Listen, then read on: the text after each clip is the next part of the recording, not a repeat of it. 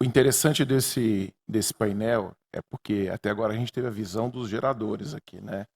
Agora eu vou falar sobre conectividade, conexão, do ponto de vista de quem fez, nos últimos 5 anos, vários pedidos de conexão e encontrou, o meu primeiro depoimento é que encontrou no regulador brasileiro, no operador do sistema, um parceiro para poder fazer essas conexões. Tá? Nós sentamos com a EPE para discutir o sistema, sentamos com a ANS, interagimos várias vezes com a ANEEL, fomos recebidos em todas essas interações, né? E o resultado é esse primeiro slide aqui. Nosso campus em Tamboré é um campus de 600 megawatts. O nosso pedido de conexão à rede básica aconteceu, e o tempo para energizar a nossa subestação de 500 megawatts demorou, o processo inteiro demorou 24 meses apenas, tá certo? Eu entendo que hoje existem muito mais pedidos, existem muito mais desafios, mas eu quero registrar aqui que isso é recorde em qualquer lugar do mundo. Tá? Do momento em que nós fizemos o nosso estudo de mínimo custo global, apresentamos ao Ministério da Minas e Energia, recebemos a portaria, fizemos os estudos, parecer de acesso e assinamos o custe e energizamos a nossa subestação, demoraram 24 meses. Isso é recorde. Então, assim, esse é o maior campus de data center da América Latina. Hoje, a primeira etapa dele, ele tem 600 megawatts. Quem teve nesse campus consegue entender a magnitude do mundo do data center como uma parte importante da infraestrutura digital, né, como o mundo vai se transformar, como a geopolítica vai se transformar. Os investimentos até hoje feitos nesse campo são de 14 bilhões de reais.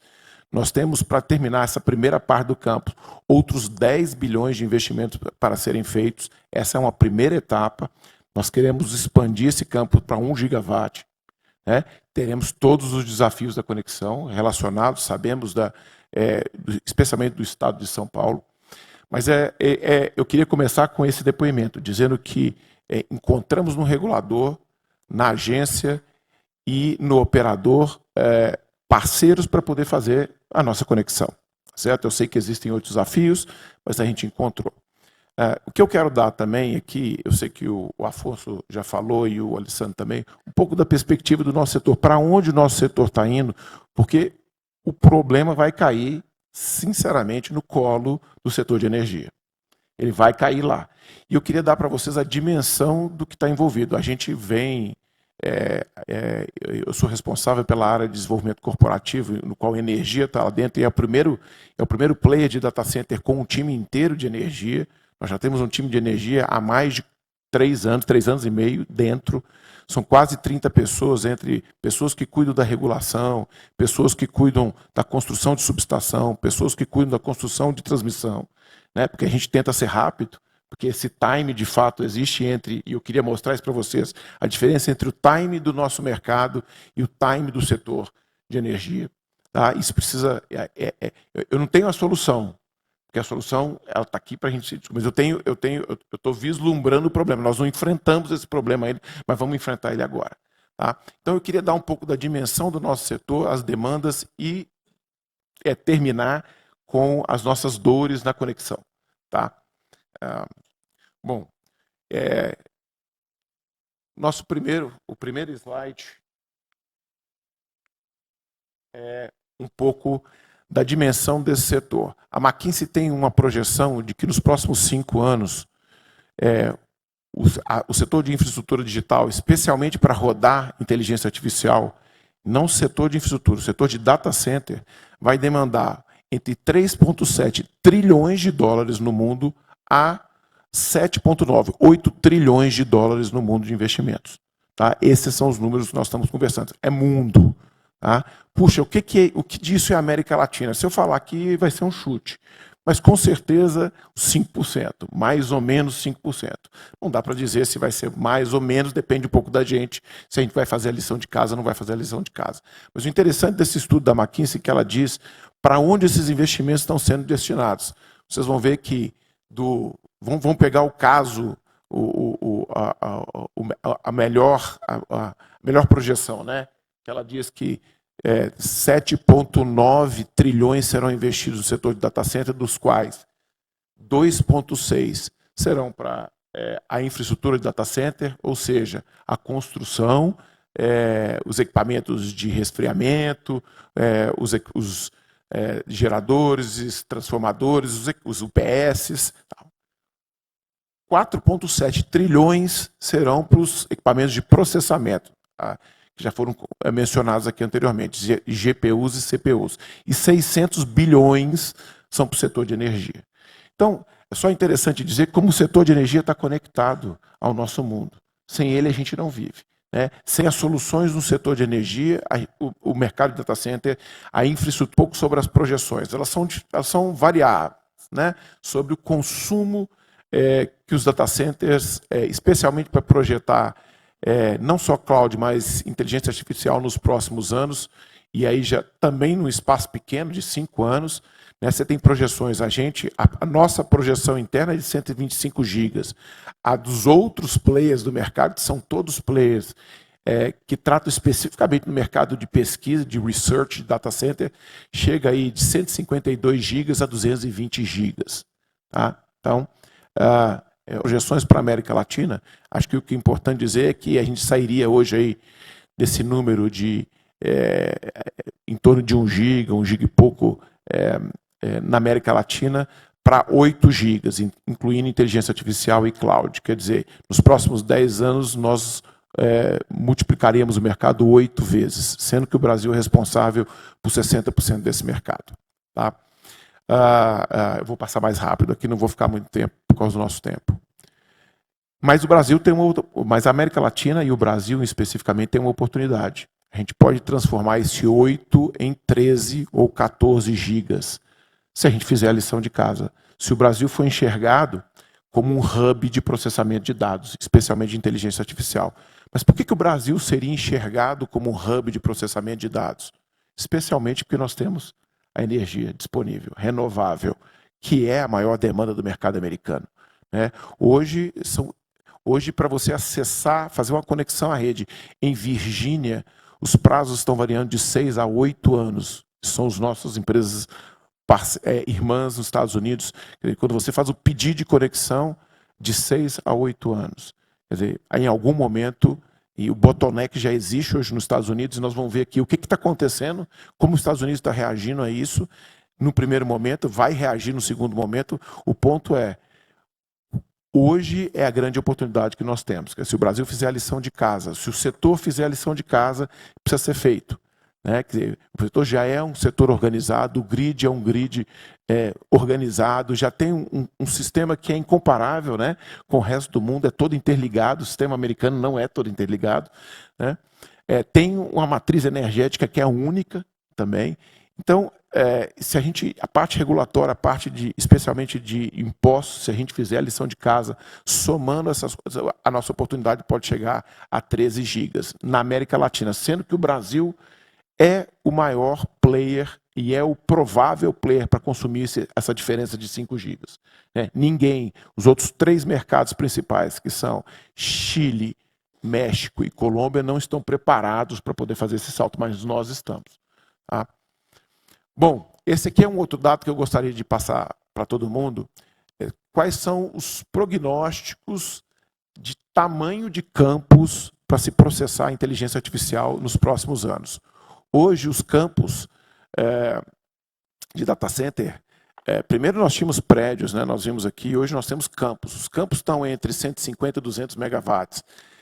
Se espera que daqui 5 anos esses campos, aquilo é uma mediana das expectativas, vá para 250 a 300 megawatts um campo, e em 10 anos esses campos cheguem a 350, 400 megawatts. Então, assim, a expectativa do setor todo nosso, né, de infraestrutura digital, que nós teremos grandes campos, especialmente para processar a inteligência artificial. Desse slide aqui, eu acho que o importante, a gente só fez uma lista aí de unidades consumidoras conectadas a redes individuais. Nós não estamos dizendo que a escala é o maior consumidor de energia. Não estamos dizendo de pedidos de conexão individuais à rede. Hoje tem um player, você tinha players diferentes, especialmente da indústria do aço. Hoje você tem um player de data center e provavelmente virão outros. Tá? Outra coisa é o time to market para o nosso mercado. Em 2020, quando um cliente nos procurava para poder alugar o nosso espaço, ele pedia aí de 20 a 30 meses para começar a operar. Então eu tinha tempo para pedir a conexão, construir o data center, acessar toda a rede de fornecedores e entregar em 20 a 30 meses. Hoje, as demandas caíram de 10 a 16 meses. Então, é importante que a demanda do mercado não é a demanda mais de 2 anos e meio para se construir um data center. E nisso, obviamente, está inserida a energia. Daí, uma mudança importante no mercado de data centers, que é a mentalidade nossa, né, que oferece espaço para os provedores de cloud e para os processadores de inteligência artificial, de que não basta eu ter a demanda assinada. Se eu não me preparar para atender a demanda, eu não conseguiria atender a demanda mais. Seja com os meus fornecedores de equipamentos, seja na construção, seja na obtenção do espaço da terra, do imóvel, seja na conexão, no pedido de conexão. Essas duas coisas não estão casadas. Então, ou eu me programo, como está fazendo a Casa dos Ventos, como estão fazendo outros players do mercado, quer dizer, para poder atender o setor, ou não atenderei setor nenhum, porque os pedidos não vão ser atendidos. Então, o que era diferente, em 2020, o provedor de cloud me demandava, eu assinava um contrato com ele, depois que eu assinava o contrato com ele, aí eu ia pedir uma conexão na rede, eu ia contratar a empresa para poder construir o meu prédio, eu ia acessar os fornecedores. Então, é importante que exista uma mudança de mentalidade. Bom, isso aqui eu vou passar bem rapidamente para entender como o mercado americano, né, cresceu. Isso acho que é para dar um pouco de ideia para vocês. Para onde vai o mercado de data center? Ele não vai para onde a gente quer, não. Onde um determinado, um determinado político quer que vá, um determinado setor quer que vá, um determinado governo quer que vá. Não funciona nesse formato. Tá certo? Um bom exemplo disso é o que aconteceu nos Estados Unidos. Nos Estados Unidos, os data centers, eles eram, e no Brasil a mesma coisa, os data centers são conectados lá, a grande quantidade de massa de data centers eram conectados nas duas costas, costa oeste e costa leste, por duas razões. Número um, porque os cabos submarinos chegavam nesses locais, onde você transita os dados com o resto do mundo, e número dois, porque é onde você tem a grande quantidade, a densidade demográfica e a densidade econômica estão concentrados nesses dois locais. Logo, você tem uma grande massa de dados sendo circulados que precisam ser armazenados e processados. Tá? O que está acontecendo lá agora? Essas duas localizações estão ficando afogadas, né? Especialmente em razão da conexão de energia. Então, o que está acontecendo com o mercado? Hoje o mercado, aquelas bolas azuis ali, são onde os data centers, para onde os data centers estão indo, nos Estados Unidos. E esse mapa ainda está atualizado, porque hoje os 51 estados americanos têm data centers, que não tinham. Então, o mercado está migrando de Virgínia, migrando de Dallas, migrando da costa oeste americana, da Califórnia, para o centro-oeste americano, porque você não tem mais nem espaço no grid para que isso aconteça, para que sejam processados, e as demandas são enormes. Vamos lembrar, nós estamos falando de data center, de campos de data center, que antes eram de 50 a 100 para campos de 350, 400 megas. Então, não é simples para o operador, para o regulador, ajustar naquelas regiões energia disponível. Tá? Então, isso vai acontecer no Brasil? Provavelmente a mesma coisa vai acontecer no Brasil. Tá? O Brasil hoje, essa aí é um pouco da distribuição de onde estão os data centers. Os data centers estão em São Paulo, não é por um capricho, é porque existe uma densidade demográfica grande, densidade de dados, né? A quantidade de dados é a região com maior concentração econômica, Rio de Janeiro também, e você tem em Fortaleza e Porto Alegre, especialmente Fortaleza em razão dos cabos submarinos. Mas esse mercado vai se desenvolver. A pergunta é, nós já chegamos na mesma situação dos Estados Unidos? Eu acho que não, mas vamos chegar. Tudo indica que chegaremos se o Brasil destravar o que precisa ser destravado.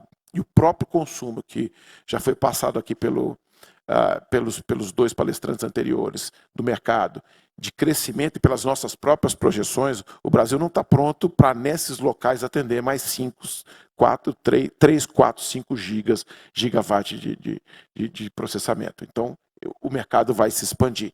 E a lógica de expansão é a mesma que a gente está olhando, a mesma que aconteceu nos Estados Unidos. Eu vou para onde tem energia. Tá? Isso aí são as conexões internas. Bom, esse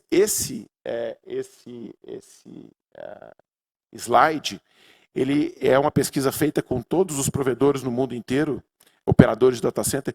Qual é o fator número 1 decisivo para se escolher onde eu vou construir um data center? Ele era até 2023, muito interessante, a conexão de fibra ótica.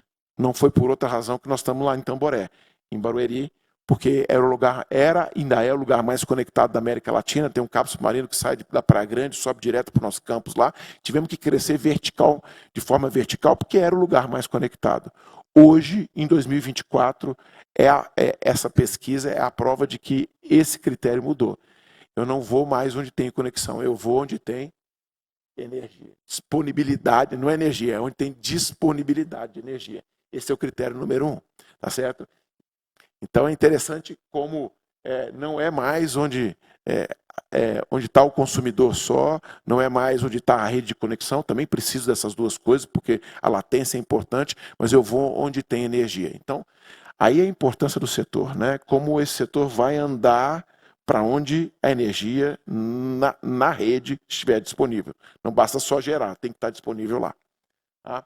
Esse outro slide aqui também é um slide que diz o seguinte: quanto mais rápida é a conexão, mais rápido cresce aquele mercado de processamento de dados. Né? Então, é diretamente, aliás, é inversamente. Né?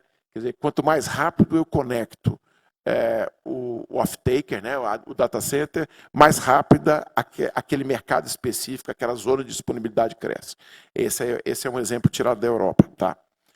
Estou rápido aqui. Bom, e aí a gente chega aqui no nosso, que já foi falado anteriormente, nos nossos desafios aqui. Não vou falar que é um problema, porque quem montou Tamboré com 600 megawatts lá, acessando o operador, fazendo os estudos, seguindo tudo que tinha que cumprir, eu não posso reclamar que é um problema. Eu tenho que dizer que é um desafio nosso.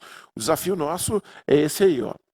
A gente consegue botar um data center para operar. Nós temos um data center em Tamboré de 24 megawatts, que foi construído em 11 meses. 11 meses ele foi colocado em operação. Tá certo?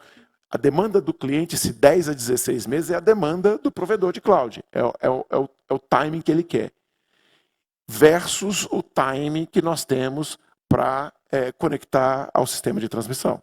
Né? Que do ponto de vista regulatório é de 60 meses, mas tem que fazer, os estudos precisam ser feitos anteriormente, eu preciso ver como... Então, assim, na verdade, existe um descasamento. Esse é o desafio que precisa ser resolvido para a gente poder abocanhar a oportunidade aqui. Esse é o principal desafio. Esse é um dos desafios.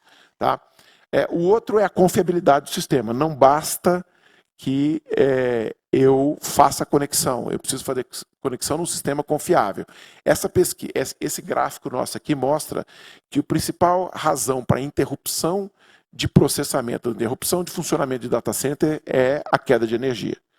Né? Então, o objetivo é dizer que essa é a maior preocupação de quem está comprando o espaço e a capacidade computacional de processamento.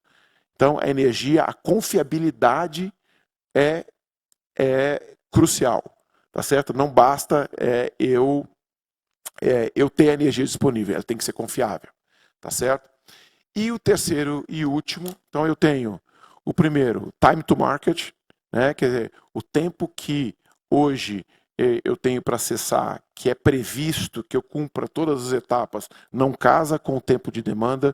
Queria dizer que não é só aqui, queria dizer que nos Estados Unidos, existe uma pesquisa nos Estados Unidos que dá é muito interessante porque ela dá a percepção do tomador da energia, o off-taker, versus a percepção, que é o cara que opera data center, né, versus o setor de energia, né? É diferente. O cara de data center está vendendo para todo mundo que ele vai conectar num prazo X. E o de energia diz para ele, meu amigo, você vai conectar é X vezes 2. Né? Então a percepção é diferente. Em algum momento essas coisas vão se chocar, elas vão se casar. Tá? Bom, e o terceiro ponto é, então, o número 1 é o time to market, time para fazer a conexão. Número 2, a confiabilidade do sistema. E número 3, competitividade. Podemos ter energia renovável, podemos ter conexão, mas especialmente com processamento de inteligência artificial, onde um pedaço substancial dela e também das redes sociais não depende de latência. Eu posso processar dados em qualquer parte do mundo. Eu também, no custo do processamento, e até pouco tempo atrás isso não era levado em conta, o preço da energia vai fazer muita diferença. Tá certo? Então, o Brasil ter um preço competitivo, teve um bid que nós participamos, nós competimos com a Austrália. Com a Austrália e das zonas de disponibilidade americana. Então, o preço precisa ser competitivo. Então, não basta eu diminuir os impostos relacionados à importação de equipamentos se eu não for vender energia barata. Energia, barata não, competitiva. Tá certo? Renovável e competitiva. E aí, os pontos que nós colocamos ali, na nossa experiência, a minha capacidade de gerenciar o preço, né, no mercado, ele é muito baixo, ele é de 49%. Tem um pedaço substancial que eu não tenho o que fazer, não depende de mim. Né? Os encargos do setor, o custo da transmissão, os impostos que são aplicados. Então, esse é um ponto que em algum momento a gente vai ter que sentar aqui no Brasil.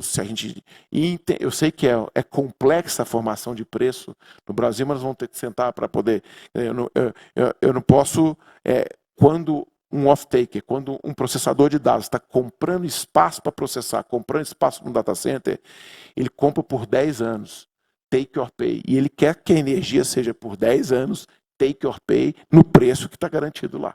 Então, assim, essa estabilidade e essa capacidade de ser competitivo é muito importante.